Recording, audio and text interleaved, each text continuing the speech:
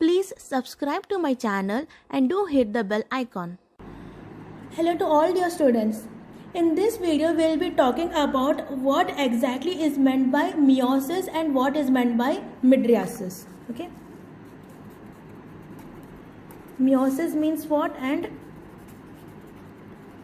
mydriasis means what? Meiosis means here the pupil size will be reduced. Reduced pupil size is known as meiosis, whereas mydriasis means here the pupil size increases. So this condition is known as mydriasis. Like you can see over here, this is iris and the space between the iris is known as pupil. When the pupil size is reduced, this condition is known as meiosis. Whereas the situation where the pupil size is very much increased, this condition is known as mydriasis. Now we'll try to know what exactly happens which results in meiosis and mydriasis. For this, first of all, we'll draw a diagram of your eye and then we'll get to know the thing. So basically eye consists of three coats: an outer coat, middle coat and an inner coat. Outer coat mainly made up of sclera.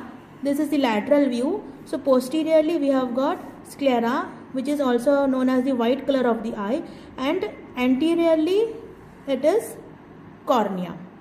So this is the outermost coat. Next, coming to the middle coat, also known as uveal tract and even vascular coat, because the middle coat has receiving the maximum blood supply. So the middle coat mainly consists of choroid posteriorly. Next, after choroid, the next structure will be your ciliarus, and lastly you have got iris. And obviously the space between the iris is known as your pupil, and the innermost coat is the retina made up of rods and cones.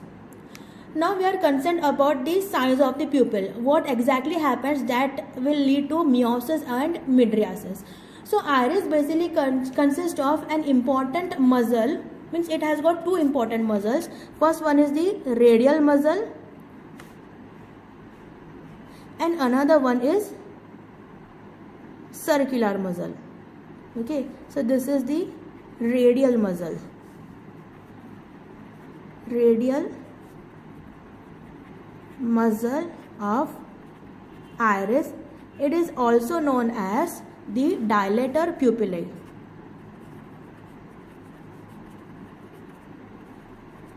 And the circular muscle of iris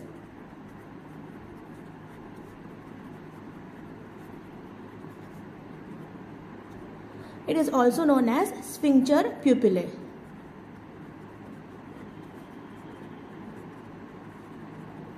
Okay. Now, as there are two types of muscles, we have got two types of receptors also residing on these muscles. The circular muscle of iris mainly contains cholinergic M3 receptor, whereas the radial muscle of iris contains adrenergic alpha 1 receptor. Okay, so for understanding the variation in the size of the pupil, you should know the iris contains two muscles. One is the radial muscle of iris and another one is the circular muscle of iris. Radial muscle of iris contains alpha 1 receptor and circular muscle of iris contains M3 receptor. Now just assume that this M3 receptor got activated. Because of activation of M3 receptor, it will cause contraction of the circular muscle. Now when the circular muscle will get contracted, then what will happen? It will pull the iris towards one another. When the iris are being moved towards one another, then what will happen? Obviously the size of the pupil will be reduced. Okay, so you have got this kind of situation. Because the circular muscle of iris got contracted, it will pull the iris towards one another, leading to reduction in the size of the pupil. So this condition is known as meiosis. So meiosis mainly occurs whenever the circular muscle of iris got contracted. So this is about the meiosis. Next, talking about mydriasis. Suppose the alpha 1 receptor got activated. Because of activation of alpha 1 receptor, it will cause contraction of the radial muscle of iris. And when radial muscle of iris will contract, then what will happen? The iris muscle will be moved away from one another. Okay. So what happens? The circular muscle got contracted, because of which the iris will be moved away from one another, because of which the size of the pupil will be very much increased. And this condition is known as mydriasis. Okay, mydriasis means the pupil size will be increased, and meiosis means the pupil size will be decreased. So this is about meiosis and mydriasis. Now we'll talk about what happens, what is the pharmacology of eye whenever your cholinergic system will get activated. See, cholinergic system will get activated means the cholinergic receptor will get activated, and in the eye you can find M3 receptor, which is present on the circular muscle of eye, with circular muscle of iris, which will result in meiosis. This thing you know. But there is one more cholinergic receptor which is present in your eye, and that is in your ciliarus muscles. So this is your ciliarus muscles, and on the ciliarus muscle you have got same M3 receptor, and because of activation of this cholinergic system, this ciliarus muscle will also get activated, and activation of ciliarus muscle will cause contraction of the ciliarus muscle. See, regarding this ciliarus muscle, it has got two ends. This end will be fixed and this end won't be fixed. So because of contraction of ciliarus muscle, the ciliarus muscle will be moving this way, and attached to the ciliarus muscle will be your suspensory ligaments.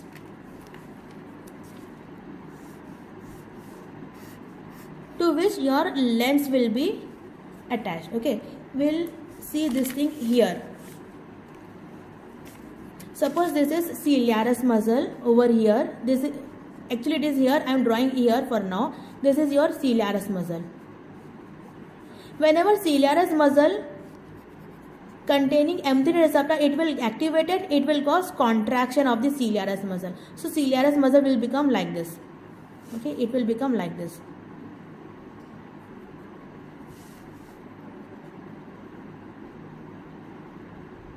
And what is attached to your ciliarus muscle? Yes, the suspensory ligament on which the lens is being suspended. So the suspensory ligament will become very much loose.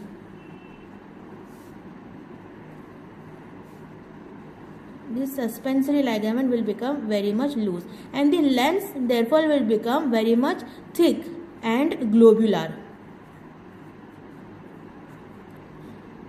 So this condition of the lens is known as spasm of accommodation.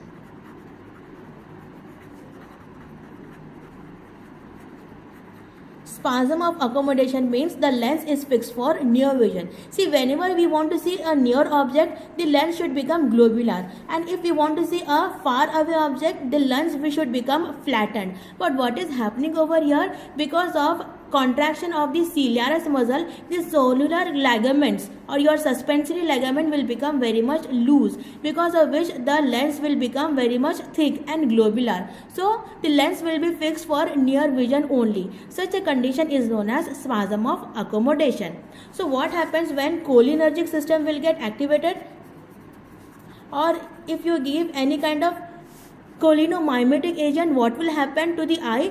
On the eye, first of all, the circular muscle will get contracted, because of which the pupil size will be reduced. This condition is known as meiosis. This is one thing. Another thing is, we have got one more cholinergic receptor which is present on the ciliarus muscle, activation of which will cause contraction of ciliarus muscle. So the ciliarus muscle will be moving more downward and inward, because of which the zonular ligaments will become very much loose, and because of this loose zonular ligament, the lens of the eye will become very much thick and globular, and therefore the lens will be fixed for near vision. Such a condition is known as spasm of accommodation. So upon cholinergic activation, we can assume two kind of things to happen. First thing is meiosis, that is size of the pupil will be reduced, and another thing is spasm of accommodation, that is the lens will be fixed for near vision. So these are the things which happens upon cholinergic activation on your eyes. Next we'll check out what happens when sympathetic system will get activated or you give any sympathomimetic agent. So sympathetic system means adrenergic system gets activated, because of which adrenergic receptor will also get activated. And where do you find adrenergic receptor? Yes, on the radial muscle of iris, contraction of which will move the iris away from one another, because of which the size of the pupil will be increased, and this condition is known as mydriasis. So very first thing that you can expect is it will produce mydriasis. Next, we don't find any adrenergic receptor on the ciliaris muscle. That means the ciliaris muscle will be relaxed, and under relaxic condition, the ciliaris muscle will be moving more outward and upward. It is more upward and outward. Because of this position, the zonular ligament will be very much stretched, and because of which it will be stretching the lens. So lens will be fixed for far vision now. Or you can see this lens will not be able to accommodate accordingly. Means if you want to see a near vision, the lens should become more globular and small. But under the mydriatic condition, or whenever the adrenergic system got activated, the lens will be failing to accommodate, because of which the lens will be a kind of paralysis kind of condition. So this condition is known as cycloplegia. Cycloplegia means whenever the lens is very much stretched and flattened, this condition is known as cycloplegia. So you can see far away object, but near away object blurred vision will be seen. So this condition is known as cycloplegia. So whenever your adrenergic system will get activated, you can assume two kind of condition. First one is mydriasis. Mydriasis means the pupil size will be increased. Another thing is cycloplegia. Cycloplegia means the lens will be failing to accommodate as accordingly. So this condition is known as cycloplegia. Next, you might have heard about few drugs known as mydriatrics. Mydriatrics means these are the drugs which are producing mydriasis kind of condition. So drugs coming under this class are before we used to use atropine, and now drugs such as cyclopentolate and tropicamide are being widely used. So what is the main use of mydriatics? Why we are more concerned about mydriatics means mydriatics are mainly used for some kind of diagnosis of refractive error.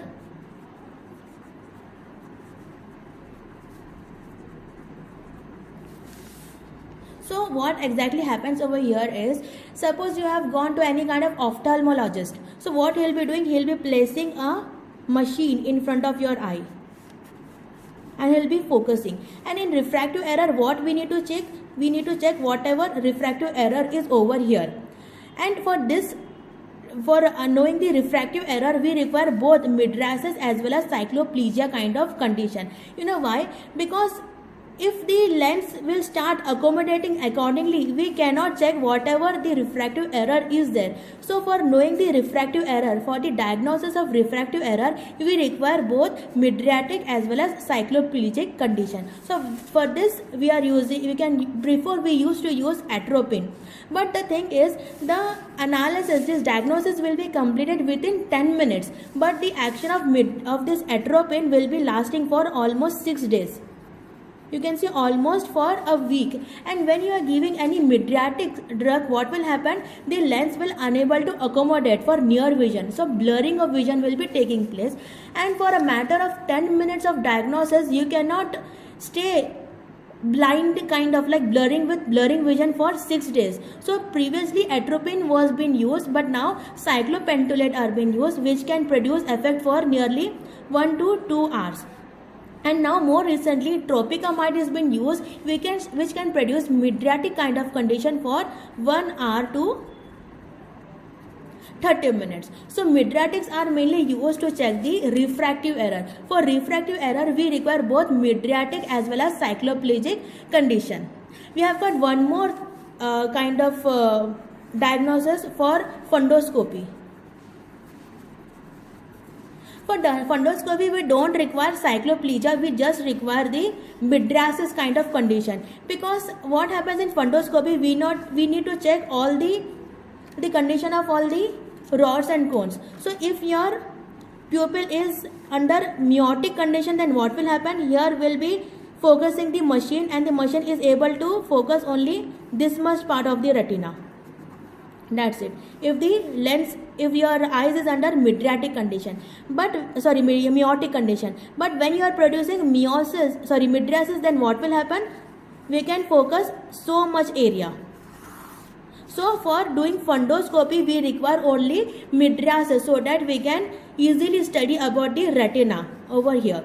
So we can use these drugs as a mydriatic agents. So basically these drugs what we studied are basically M3 blockers. We have got an alpha 1 agonist such as phenylephrine.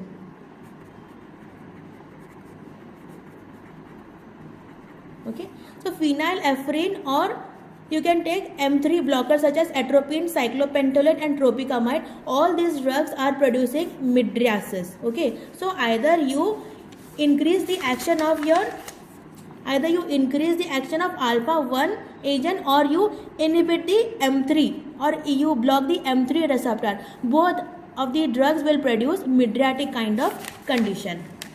Okay, next we'll talk about the meiotic drugs, the drugs that will produce meiosis, to which we call meiotics. So drugs such as pilocarpine and even physostigmine. These drugs are widely used to produce meiosis. Okay, these drugs are used to produce meiosis, and these drugs are mainly used in the treatment of glaucoma. Now next we'll talk about glaucoma, like what exactly happens in glaucoma and how can we treat glaucoma. Now talking about glaucoma. What is glaucoma? Glaucoma is a condition where there will be damage of the optic nerve. Okay, so optic nerve damage occurs in glaucoma. Optic nerve damage. Now the second question is why there is damage to the optic nerve. There are various reasons for the optic nerve damage, and one reason among that is because of increased intraocular tension. Because of increased intraocular tension, there will be damage to this optic nerve, because of which a condition known as glaucoma may come. Now, and another question is why there is an increase in intraocular tension. So we'll check out that thing. So you know this is the structure of eye, this is the lens, and behind lens there will be a fluid known as vitreous humor. And this is a jelly kind of fluid which is permanently placed over here. And another fluid is also there known as aqueous humor. And we are more concerned about that thing now. Aqueous humor, which is present in front of the lens. Okay, back side of the lens the fluid is the vitreous humor, and in front of the lens the fluid present is the aqueous humor. So the use of aqueous humor is it will provide nutrition to avascular part of the eye such as lens and cornea. These both are avascular part of the eye. Avascular means they will not receive blood supply. So for survival they should require some kind of nutrient supply. So those nutrients is mainly supplied by the aqueous humor. This aqueous humor is mainly synthesized from the ciliarus, and from the ciliarus it will be moving on this part. Now here this area has got two chambers. This is iris. The chamber present back side of the iris is known as posterior chamber. This is posterior chamber. So posterior chamber is present in between lens and iris. And when there is posterior chamber, obviously there should be an anterior chamber as well. So this is anterior chamber. So anterior chamber is present in between iris and cornea. So okay. So anterior chamber between iris and cornea. Posterior chamber between iris and the lens. So your aqueous humor is mainly synthesized from the ciliarus and it is released into the posterior chamber first. Next, from the posterior chamber, this fluid will be moving via the pupil into the anterior chamber.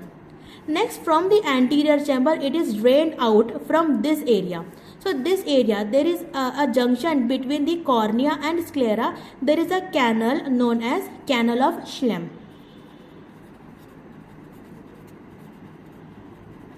So via this canal of Schlemm, nearly 90% of the aqueous humor will be released. Okay, when I am saying 90% of the aqueous humor is released means what will happen to the rest of the 10%. So the rest 10% have got another way for exit, and that exit is known as uveoscleral outflow. Uveoscleral outflow means the aqueous humor will be moving back to the ciliarus. From the ciliarus, it is moving to the choroid. Next, from the choroid, it is moving into the your scleral venous network and then joining to the venous circulation. So this aqueous humor, it is synthesized from the ciliarus body and it will lastly join to your venous circulation. Okay.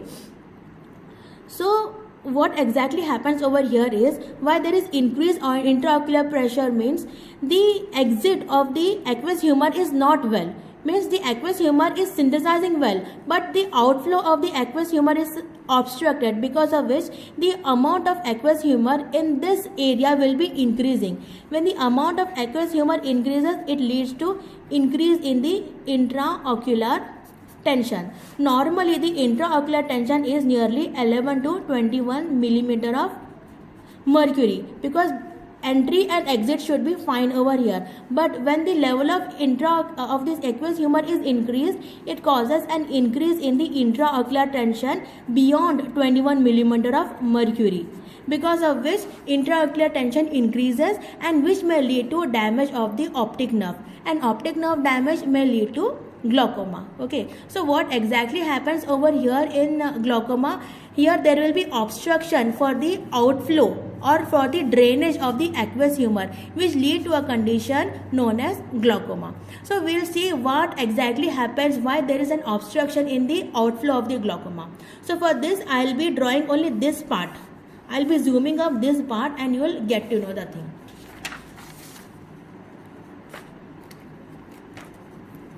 So suppose this is your ciliarus muscle.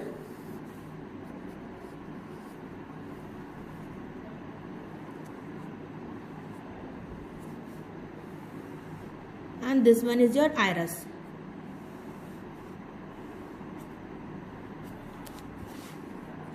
Here also a part of iris. Okay. And as you know, iris contains both radial muscle, this is circular muscle of iris, and this one is the radial muscle. Next, in front of iris there will be cornea. So suppose this is cornea and this is your sclera. At the junction of cornea and sclera there is a canal known as canal of Schlemm, and this canal of Schlemm is being guarded by a substance known as the trabecular network.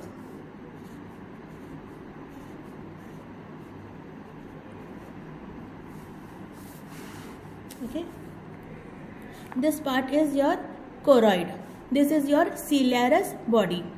So first of all, we'll see how exactly the synthesis of your aqueous humor will be taking place. So for synthesis, it is mainly synthesized from the blood vessel. So suppose this is your blood vessel of your ciliarus muscle, and below this blood vessel there is a epithelium layer of the ciliarus.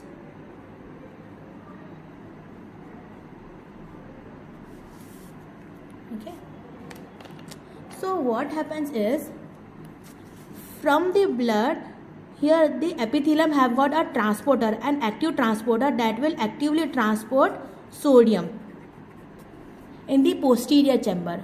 And when positive ions move over here, the positive ions are followed by negative ion as well. So there will be influx of chloride as well as bicarbonate. Because of this influx of so many electrolytes, the osmotic pressure increases, and because of increased osmotic pressure, even water will move over here, and this is how the aqueous humor will be synthesized. Now once synthesized, what will happen? It will start flowing from the posterior chamber via the pupil into the anterior chamber. Next, from the anterior chamber, it will be moved out first from the trabecular meshwork, which will offer some kind of resistance, but aqueous humor is quite permeable to this trabecular meshwork. And next, from the trabecular meshwork, it will be moving out of the canal of Schlemm and mixing inside the venous circulation. Now what happens, this trabecular meshwork is offering some kind of resistance, and because of that resistance, an intraocular tension of 11 to 21 millimeter of mercury is been maintained. Now what happens, with age, sclerosis of this trabecular meshwork will be taking place. Sclerosis means hardening of this trabecular meshwork will be taking place. When hardening of this trabecular meshwork occurs, it will offer more resistance to the outflow of the aqueous humor. When there is more resistance, means what will happen? The outflow will be increased or decreased?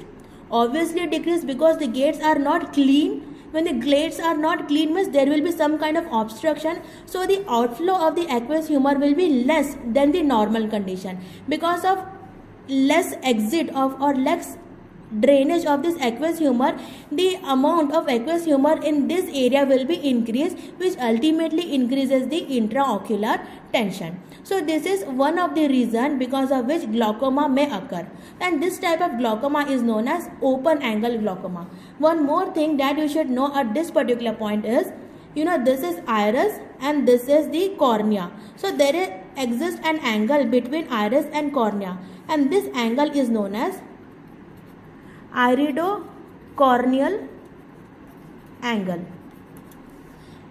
When the iridocorneal angle is alright, but the problem is in the trabecular meshwork, such kind of glaucoma is known as open angle glaucoma.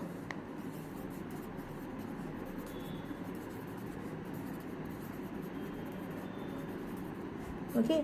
Now when there is open angle glaucoma, obviously there will be a condition known as closed angle glaucoma. So what happens in closed angle glaucoma means there will be reduction in the iridocorneal angle. So what thing will be happening will be see over here. Suppose this is your sclera with cornea, and this is your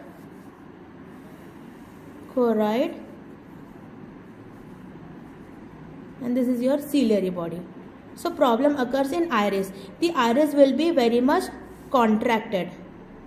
Because of contraction of iris, what will happen? The iridocorneal angle will be very much reduced. And where is your channel of Schlemm present? It is present over here.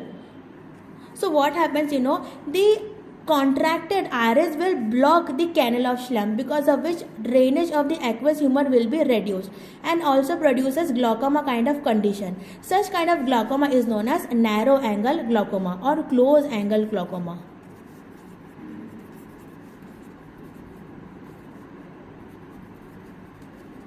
So in close angle glaucoma, the iridocorneal angle will be very much reduced. But in open angle glaucoma, the iridocorneal angle will be very much alright. The reason behind open angle glaucoma is hardening of the trabecular meshwork, whereas the reason behind close angle glaucoma is the trabecular meshwork will be alright over here, but the iris will be contracted, which will hinder or it will obstruct the drainage of the aqueous humor. So this is known as close angle glaucoma. Okay, so this is open angle glaucoma and this is close angle glaucoma, because and in both the situation what is happening, the drainage of the aqueous humor is been compromised in both the cases. So how to treat these glaucoma? So treatment of this glaucoma is just we need to reduce the amount of aqueous humor. So that can be done either in two ways. We have got two options. First option is to decrease the production of aqueous humor.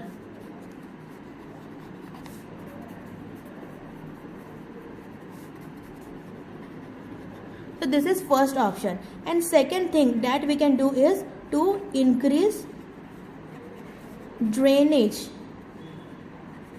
of aqueous humor.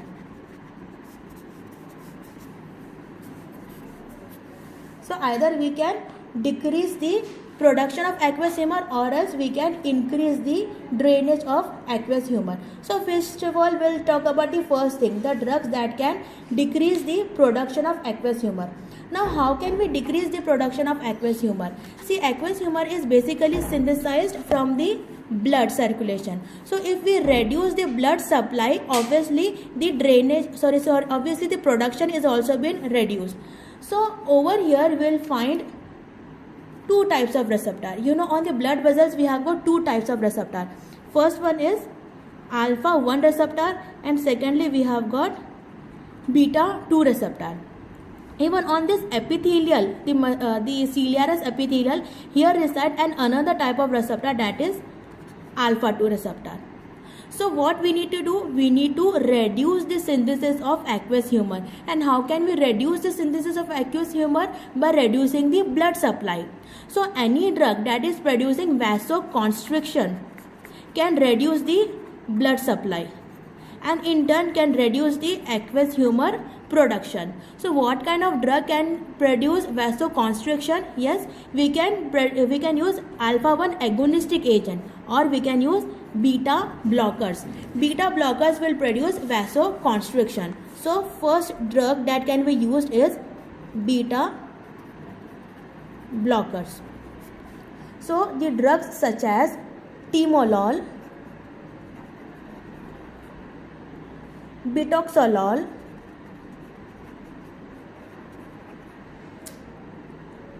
cartiolol and even levobunolol. So these drugs can be used. These are beta blockers. These are beta 2 antagonistic agent. What will happen when we block this receptor? It will produce vasoconstriction, because of which there will be reduced blood supply and thereby there will be reduced aqueous humor formation. Another thing is we can give alpha 1 agonistic agent. And what happens when we produce alpha 1 stimulation? It will also produce vasoconstriction. This also we know. Plus we have got alpha 2 agonistic agent. So what will happen when we produce activation of alpha 2 receptor? It will inhibit the movement of the electrolytes and water from the blood into your posterior chamber. So we can give both alpha 1 plus alpha 2 agonistic agent. Okay, so second class of drug is alpha agonists.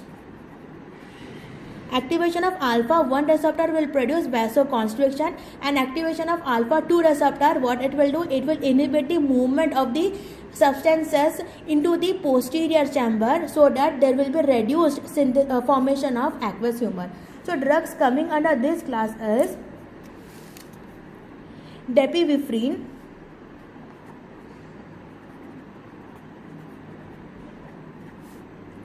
apraclonidine, and lastly brimonidine.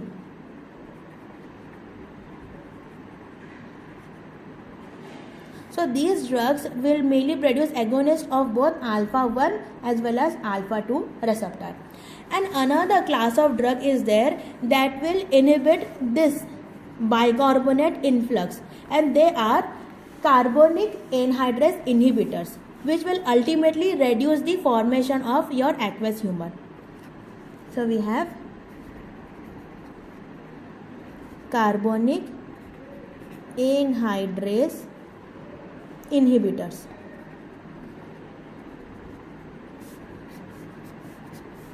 So drugs coming under this class are dorzolamide,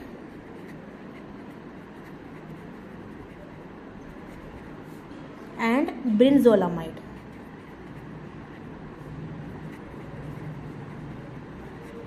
So basically these are the three class of drug which can use to reduce the synthesis of aqueous humor, so that the intraocular tension is also been reduced and glaucoma can be prevented. So this is one way how we can treat aqueous humor, and another way is by increasing the drainage of aqueous humor. So one way is, we know we have got one drainage over here. 90% of the aqueous humor is drained via this route. Next we have got 10% of the drainage system which is done via the uveoscleral outflow. So the drugs that will increase the uveoscleral outflow are certain prostaglandins.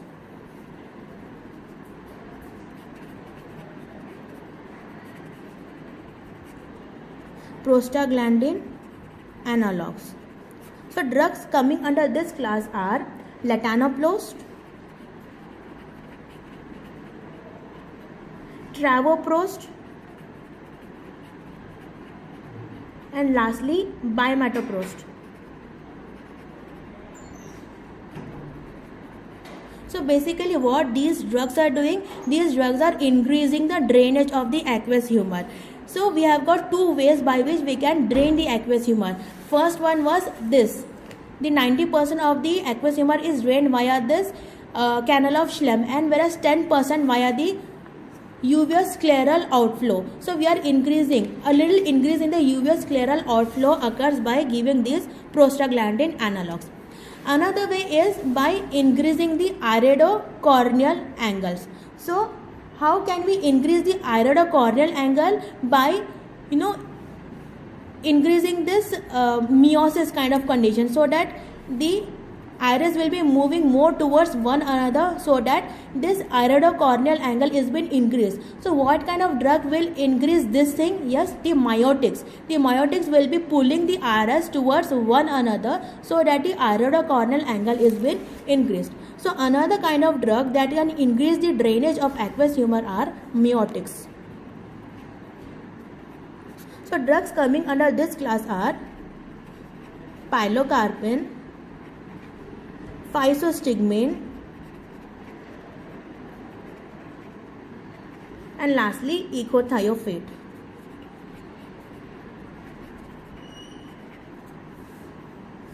So these are the two ways by which we can treat the glaucoma, either by decreasing the production of aqueous humor or by increasing the drainage of aqueous humor.